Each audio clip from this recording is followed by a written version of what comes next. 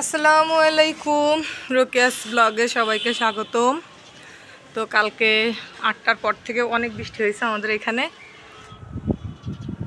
তো এই যে এখনও আকাশ মেঘাচ্ছন্ন, যেহেতু একটু রোদ উঠছিল তাই হালুমরে নিয়ে ছাদে আসলাম।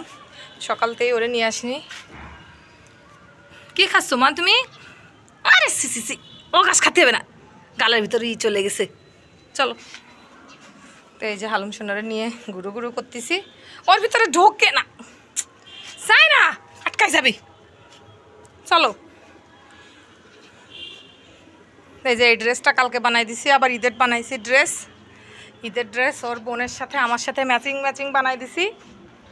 আর এইটাও আমার একটা 3 পিসের কাপড় ছিল, ভাবলাম যে হালুমের জন্য বানাই দিই, হালকা ঠান্ডায় পরতে পারবে, বুক টুক ঢাকা থাকবে এই জন্য।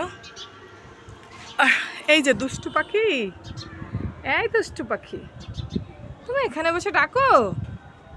এই হালুম শোনাও তাকায় তাকায় শুনতেছে ওর ডাক, তাই না? এই দুষ্টু পাখি ডাকে। হালুম শোনা তো ধরতে যায়, শুধু ধরতে যায়। কি হলো? চোখ বন্ধ বন্ধ, চুলকে চুলকে দিয়ে আমার ময়না পাখিটারে।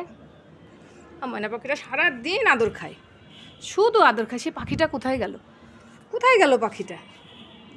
যাও একটু হাঁটু হাঁটু করো, একটু হাঁটু হাঁটু করো। বাসায় চলে যাবো কিন্তু, মেলার সময় তোমার রাখে গেছি, তুমি একা একা ছিলা। মাশাল্লাহ, আমার হালুম সোনা, আমার ময়না পাখি। আকাশে অনেক মেঘ, বাংলাদেশের বিভিন্ন অঞ্চলে, নোয়াখালী, হাতিয়ায়, আরও কুমিল্লার মনে হয় কিছু অঞ্চলের পানি ঢুকে গেছে। আল্লাহ তুমি তাদেরকে রক্ষা করো। অনেক পানি দেখলাম, ঘর বাড়ি একদম তলানো। আমরা তো আলহামদুলিল্লাহ ভালো আছি, কিন্তু যারা আসলে নদী তীরবর্তী এলাকায় বসবাস করেন তাদের আসলে মনে যে কতটা আতঙ্ক নিয়ে তারা দিন কাটাচ্ছে। কারণ এই না যেন তাদের ঘরগুলো ভেঙে যায়। তো আল্লাহ সবাইকে ভালো রাখুন, সুস্থ রাখুন, সেই দোয়াই করি আল্লাহর কাছে। যেহেতু আমাদের আসলে বাংলাদেশের প্রাকৃতিক দুর্যোগের একটা দেশ, তারপর আলহামদুলিল্লাহ আমরা অনেক ভালো আছি। কিন্তু আসলে এই সময়টা, আমি অবশ্য পটুয়াখালীর ওইদিকে এক সময় ছিলাম, ওইদিকে আসলে পরিবেশটা মানে প্রচুর ভয়ঙ্কর থাকে যখন এই ঝড় বাতাস হয়, প্রচুর ভয়ঙ্কর থাকে, যার কারণে অনেক বেশি ভয় লাগে।